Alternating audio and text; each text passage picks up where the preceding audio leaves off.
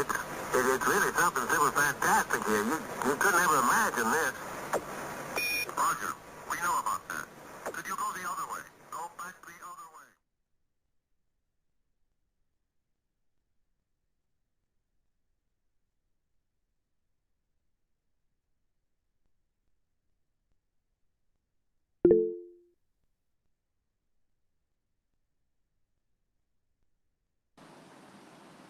Good afternoon to all of the space enthusiasts and professionals gathered here.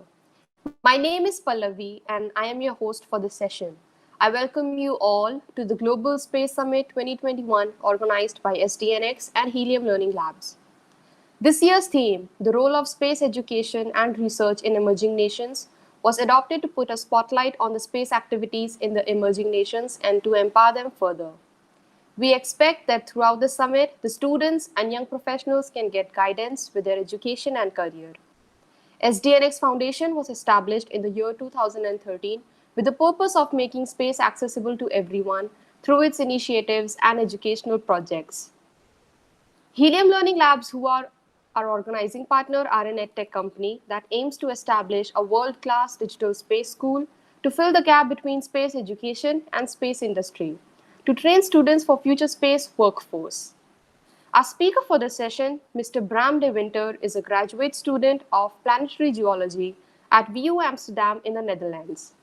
He likes to combine his geological background and obtained engineering skills to contribute in the space community on the topics of space education and planetary sciences. Since February 2021, he has become the national point of contact for the Netherlands in SGAC and aims to connect members and space enthusiasts to a strong commercial space sector. In addition to this, he serves as a coordinator of the member relations and support team in the Space Exploration Project Group of SGAC.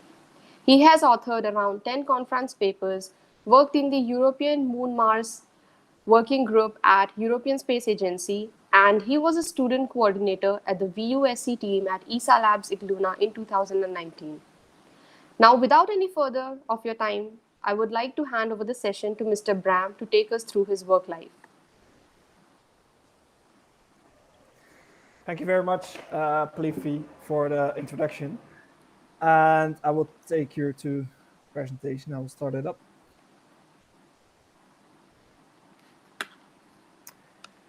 So yes, hi everyone.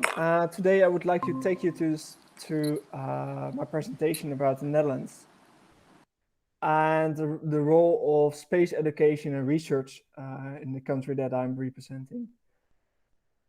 So the topics for today that will be first a little bit of introduction and contribution on my side of the space community to see what kind of research I'm doing and the projects that I have been running so far.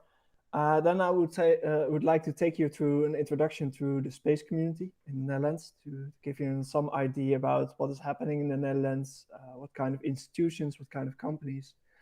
And then I would like to take a step further to see what kind of space-related projects or companies are working here in the Netherlands. And then we'll see how diversity is really important in the space community and how do we see this in the Netherlands and what kind of problems do we have here with diversity.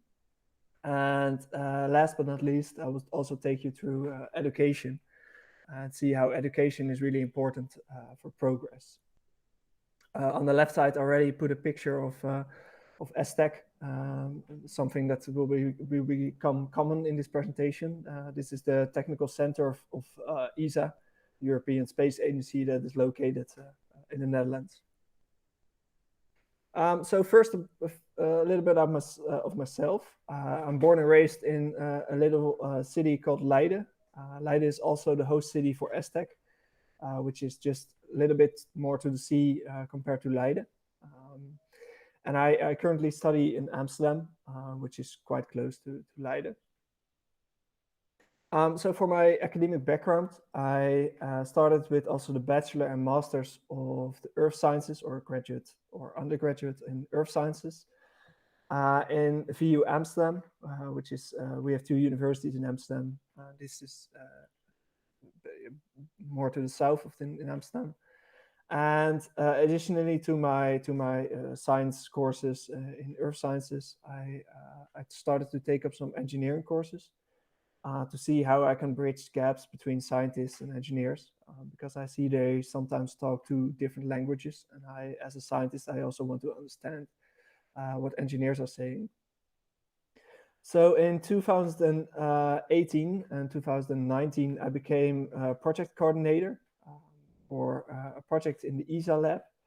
And this project was IGLUNA 2019. I will talk to you soon more about this. And within my university, I also am founder of a big symposium, which is called VU Space Day, and also one of the founders for the Association for Students in Space in Amsterdam, A2S3. So I was already talking about IGLUNA. So I posted here a picture of IGLUNA, of me performing this project. During IGLUNA, there was a big project of 19 international teams from all across Europe. I think there were around 8 or 9 different countries represented in this project. And the aim of this project was, together with all the project teams, to build a habitat inside an extreme environment. And this extreme environment was at quite a large altitude inside a glacier. So my team, which was a team of selected students from the VU Amsterdam, did perform some science experiments, and we mainly focused on how can we see life inside this ice. So on the picture you see myself with a mock-up lander on this glacier at almost 4,000 meters at altitude. So my specialism in earth sciences is planetary geology. I'm not sure how familiar you are with planetary geology, so a little bit of introduction. So planetary geology is mainly the geology that we commonly use on Earth, and that's obtained on Earth to understand processes that are happening in other planets. So to understand these processes on, for example, Moon, Mars, Mercury, or other planets, it's a combination of physics, chemistry, and a whole lot of disciplines that combine into geology. My personal specialization is the Moon. I like to research parts on the Moon. And if we then look at lunar geology, there are several key questions that are still arising, and I will take you through to just a little bit of for your understanding. So these are the 5 key questions that I want to say this today, but there's definitely several more. So one of these key questions is the presence of water on or inside the Moon? And mainly I was talking about on the Moon right now, and inside will become later. But on the right side, I posted a picture of the Chandrayaan-1. And also other missions already saw spots of ice on mainly the south part of the Moon, which will be in the craters, in the big craters in the rims.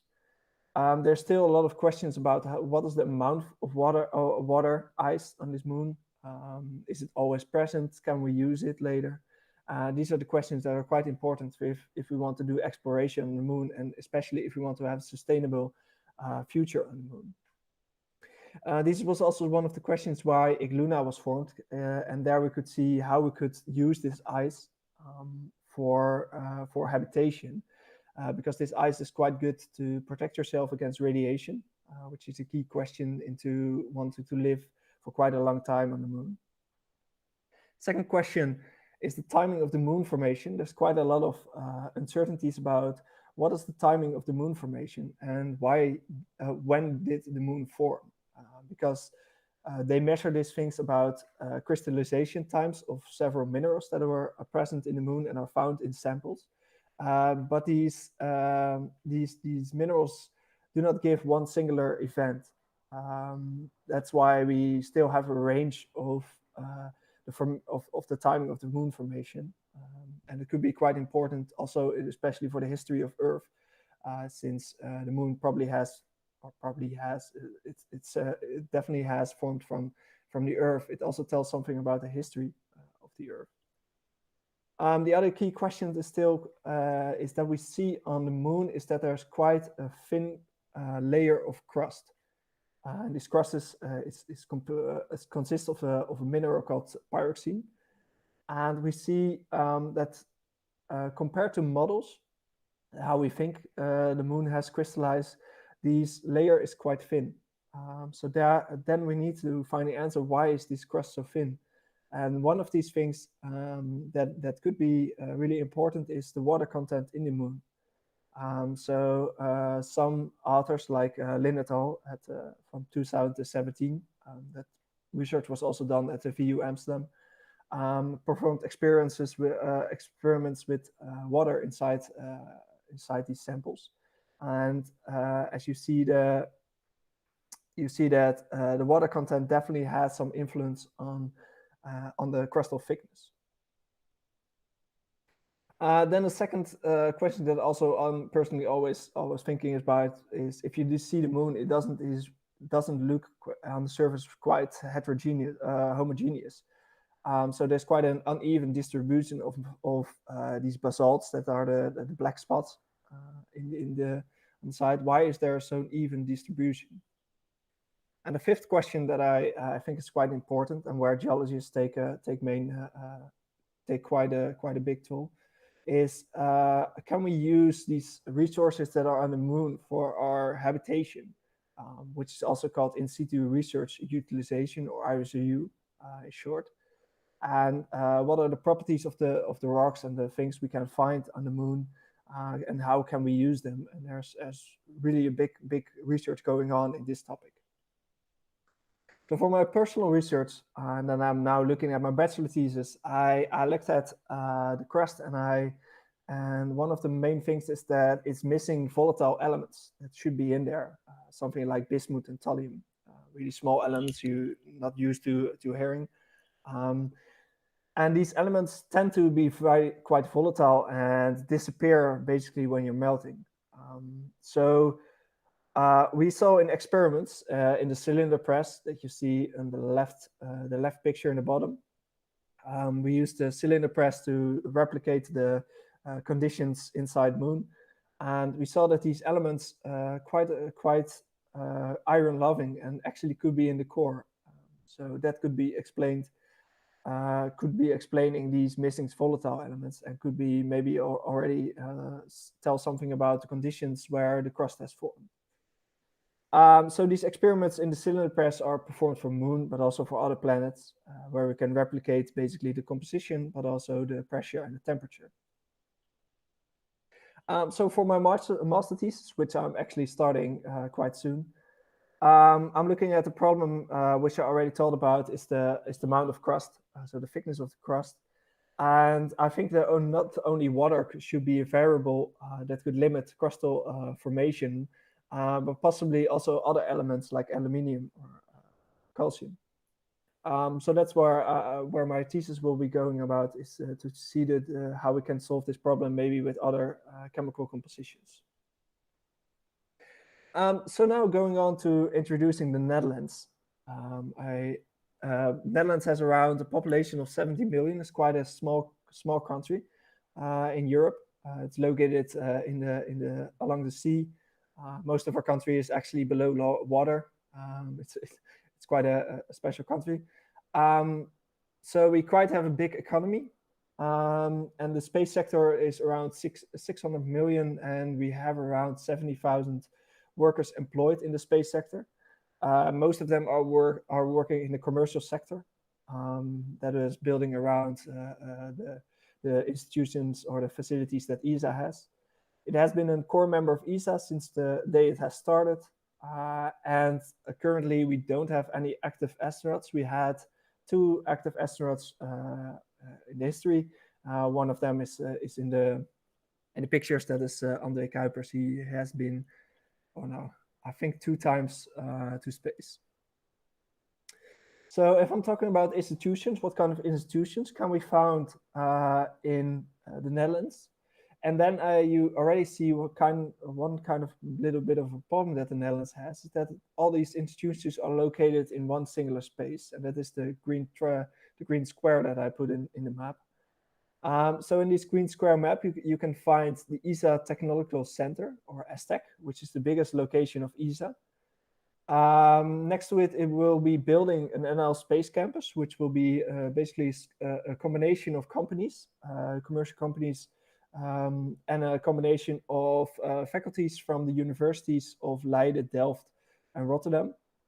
That will be building a strong campus around the ESTEC.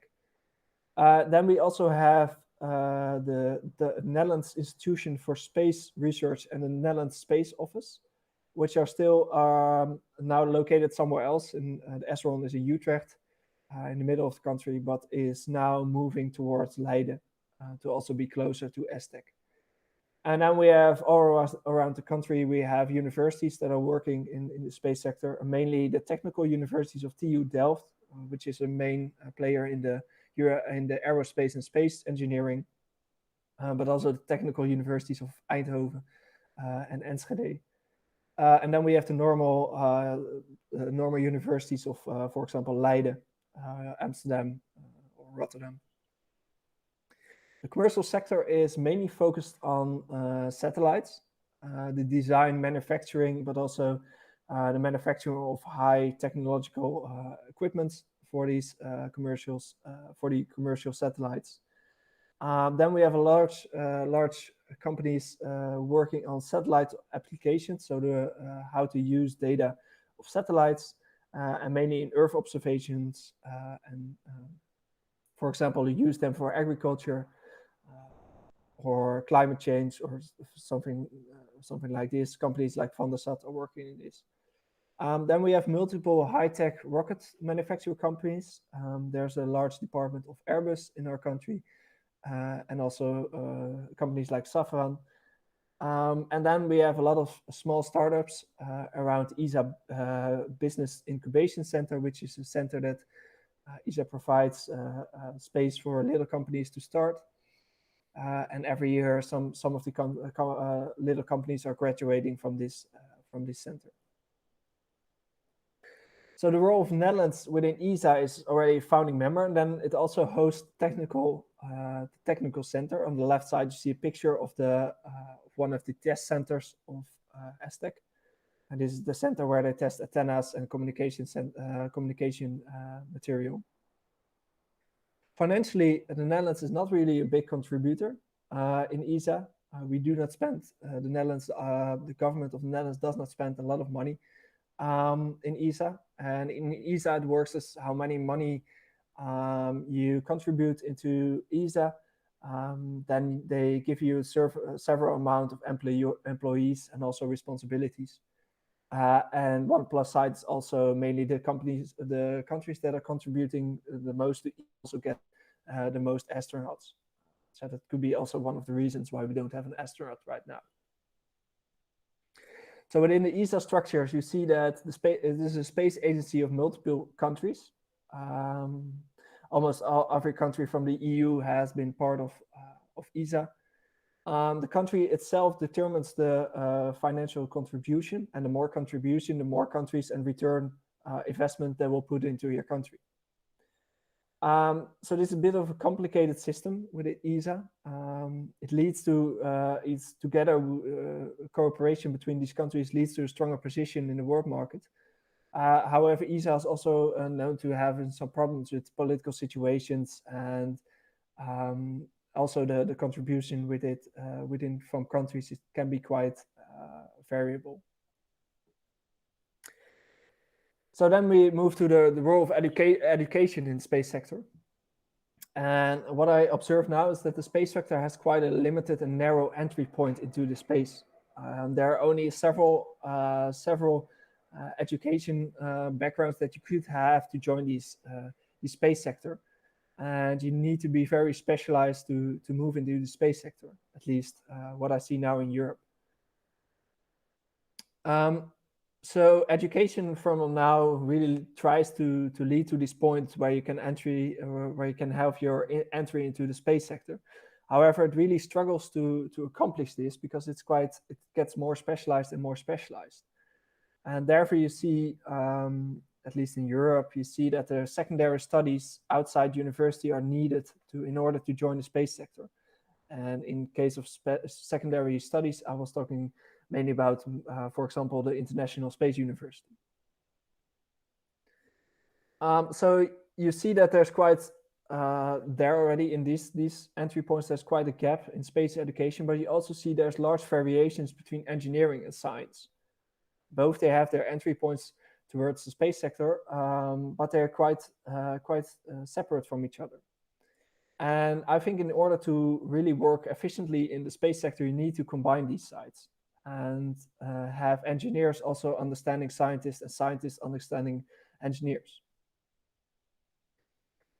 And what you also see is that the space education, so the universities that are providing these studies are often located close to large space institutions. For example, in the Netherlands, you see TU Delft, which is quite close to ESTEC, while universities and education far from the other side of the country doesn't provide the space education. People from there have less chance to follow these space education studies. And one thing that I also really noticed is that space does really provide opportunities for also other studies, and space is not only for engineers. And I think this is one of the points that we really need to address, is that we need more than engineers. Of course, engineers are quite useful in the space sector, but also we need to look for other studies to complement each other in working efficiently in the space sector. So if we look at diversity in the Netherlands, we see that the space sector is only located in this green square, and only basically the universities of Leiden, Delft, and Rotterdam are involved in the space sector. In the Netherlands, we see now that we see a kind of counter reaction of the other universities trying to build their own community in the space sector. For example, Eindhoven, the Techno University, has now its own space society for students who want to get involved in the space sector. One of the issues how we try to solve, of one of the solutions that how we try to solve them in the Netherlands is building this NL Space Campus, which should be an open place for every student in the Netherlands that really wants to follow their dreams and career in the space path. And really in the Netherlands, we really need to focus on creating more opportunities for students in the space sector. So the challenges for the Netherlands and the education side is really for the Netherlands also to have a more active role in the upcoming years. Until now, only ESTEC is really big in the Netherlands, but the general public doesn't have any idea about the space sector in the Netherlands. Then we need to connect all these the communities that are now popping up in all kinds of cities to work together. Diversify not only the students that are working around the ESTEC, which are engineers, but also diversify with other studies, and therefore also and at last also create more awareness in the young generation that there is a career in space if you want to pursue it, and that there are several studies you can follow if you want to pursue this dream in your space career. So why is education so important in my opinion? I think education is really important because I think the next generation needs to be more critical than we are to solve the big world problems that we have right now. And as I see now, space is really a good inspiration for education because it has a lot of attracting force, but also it combines engineering and science. So I think good education and also in space education is really key in progress in trying to get the next generation more involved to do worldwide problems, but also pursue their own careers. So not only education, but also inspiration, which I already talked about a bit in the previous slide, is that space is really one of the biggest inspiration sources. And you see how many people really want to be an astronaut. You can use this as an inspiration to inspire, educate, but also connect people. And also using these space applications, we see in the space sector, we're using quite the most high-tech equipment that are available on the Earth. So I think we also need to focus on how can we use these technological developments that we see in the space sector in a wider form. And spacing, as I already talked about, space really provides an inspiration source for both engineering and science. And I think inspiring the young generation into space really provides their first steps into this career of an engineer or a scientist. So that was already my presentation. If you really want to know more about, I put some websites where you can find more information on the Netherlands. There's a lot more information. And if you want to contact me, just ask me questions on LinkedIn. No problem. I will answer them about lunar geology or the Netherlands. No problem for me. Or contact me on my Space Generation email. And I'm really looking forward to see if there are any questions. And thanks for listening. Thank you, Mr. Bram, for the wonderful presentation. You shed a light on a lot of things. And also the last thing that you mentioned was that space inspires everyone. It has a lot of mysteries that is unsolved, and that is definitely what inspires us and makes us curious enough.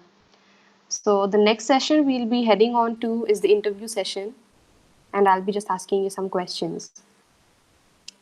Okay, so starting off, what part of your job excites you to come back to it every day?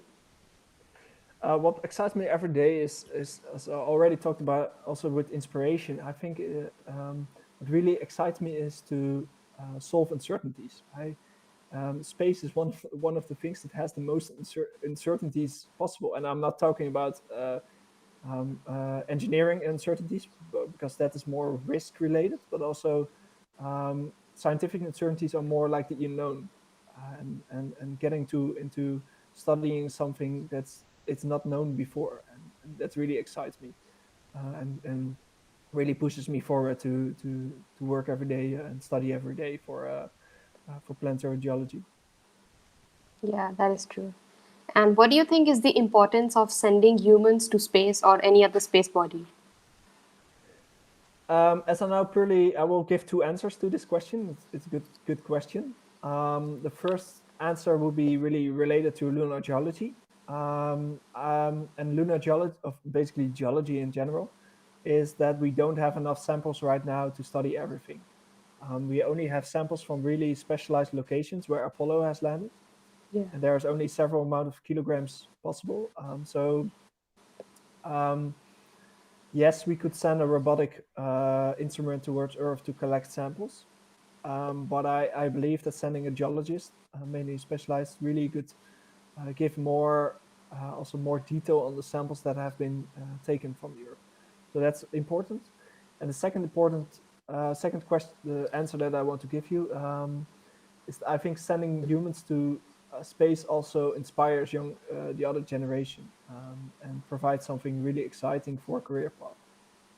That is true. The second question. Yeah. And as you mentioned, a lot of that engineering and science go hand in hand when we consider space. So how would you like to tell us that being multidisciplinary is something very important in this field? Yeah, so I think how to make them work the most efficiently in the space sector is to understand both sides. So if you're an engineer, also get to know some scientific topics. And if you're a scientist, also try to learn the engineering language in principle. Okay. And how can sustainability be achieved through space? So I think sustainability, and you're now talking about Earth sustainability. Yeah, Earth sustainability. Yeah, so Earth sustainability, I believe, can be quite achieved because in space we try to really be careful with the resources that we use, and these high-tech equipments and instruments that we are developing needs to be also used for Earth, and to see how we can be more careful with our resources that we're now using. Okay. And as the Netherlands is a part of EU, so how do you think ESA has helped Netherlands as an emerging nation to step forward into the space industry? For the Netherlands, we in Europe, we're quite a small country. So on our own, Yeah. we cannot achieve anything, basically, because we have a little bit of a space agency, not really an agency, but an office more called. But they're not really capable of doing big projects. And while working with with other countries in the European Union, we have more money, more resources, more knowledge to really push to new limits, I believe. And also the other side is that ESA is also investing in the Netherlands. So that's the second basically thing that really pushes the Netherlands forward with ESA. Okay. And how do you think the emerging countries' involvement in the space industry would contribute to overall advancement of the global space industry? So yeah, I believe that more diversity is always better, and I think that seeing these emerging countries, and mainly talk about India and Asian countries, I think it's really a good development to have them more involved, because I believe we should tackle space as a worldwide thing, and we need to do this as a community, and not having like for example an habitation from on the lunar surface from every country. But I think we need to work together to achieve this, because it's something for mankind, as for example Neil Armstrong said, like one step for mankind. I think space is really for mankind and not only for the selected companies. So I think it's a really good step for emerging countries to really push forward and help in the space sector.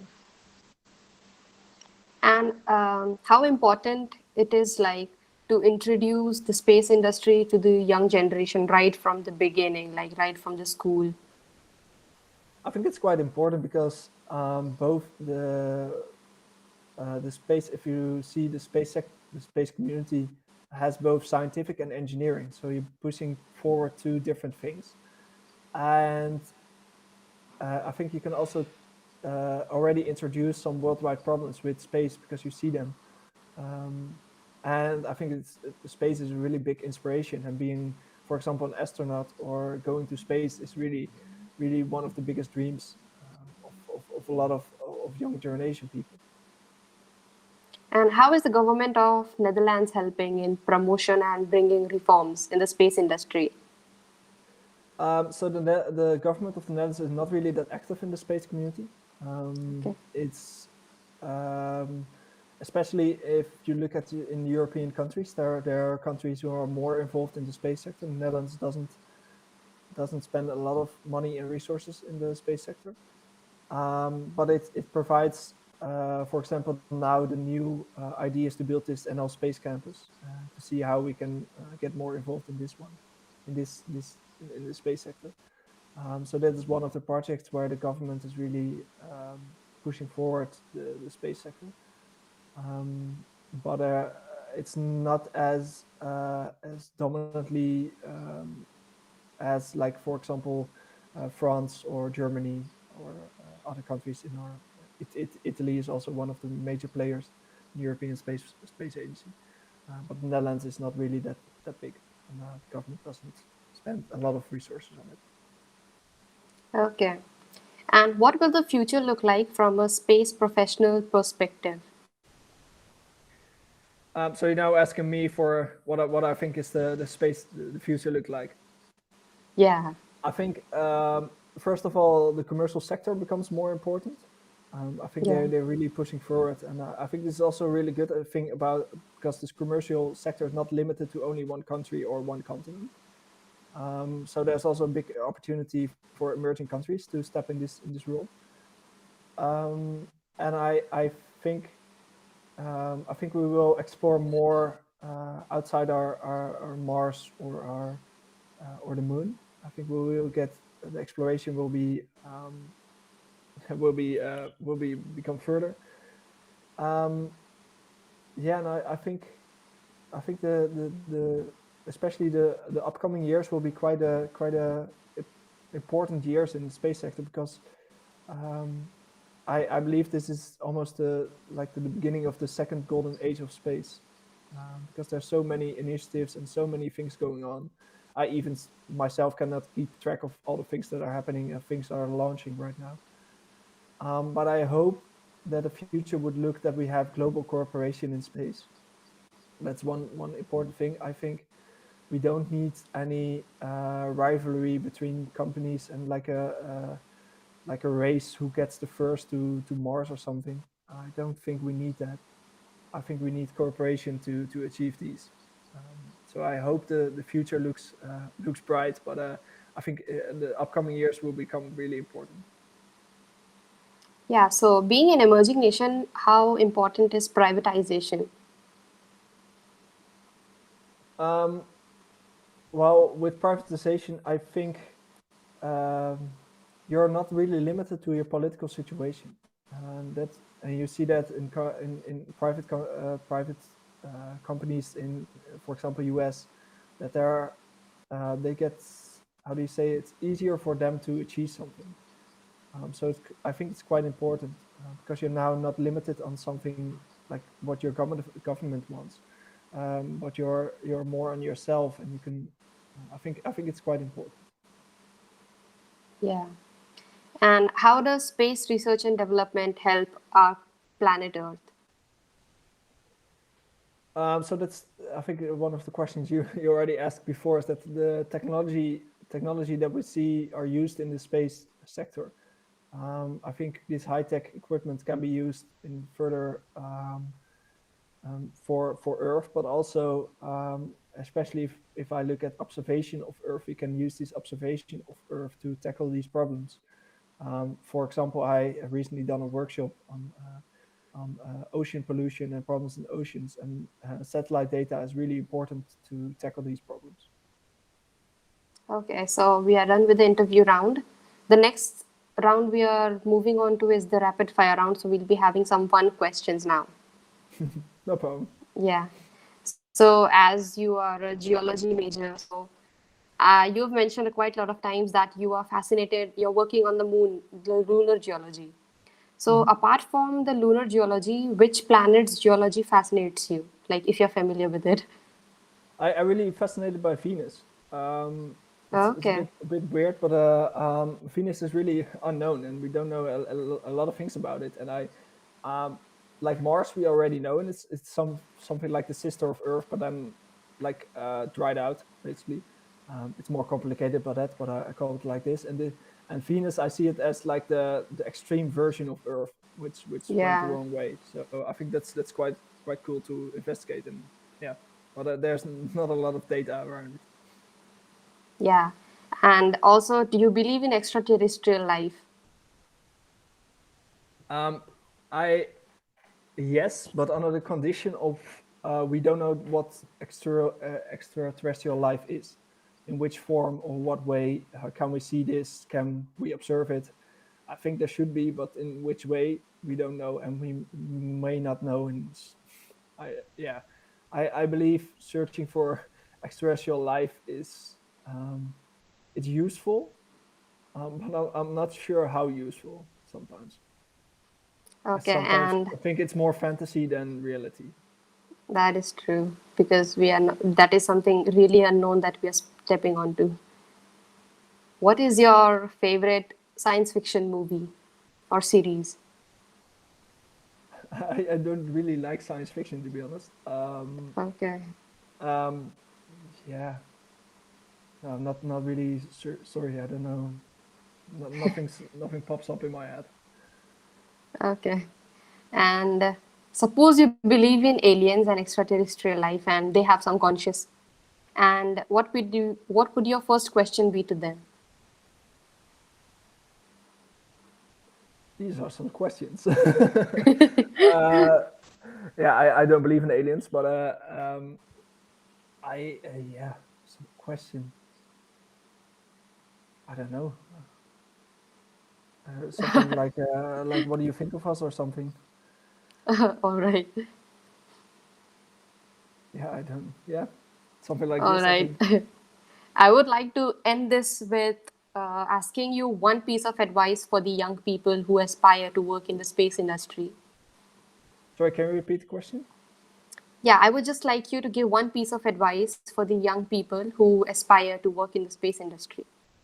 Yes, my advice is to really go after your curiosity. So, what fascinates you, go deeper in that, be really critical about it, and really educate yourself in this.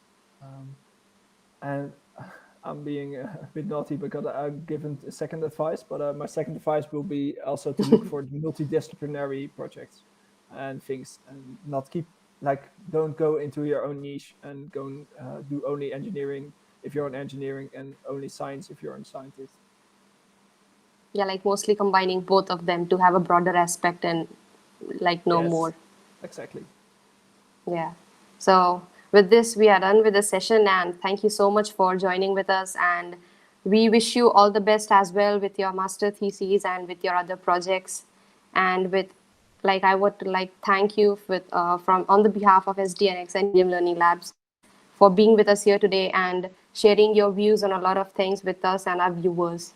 And I believe people of Amsterdam and Netherlands will be inspired by seeing this, and also from India, people from India. Thanks, my pleasure. And if you have any Yeah, questions, please contact me. That's no problem. yeah, sure, will do. Thank you for being here with us. Okay.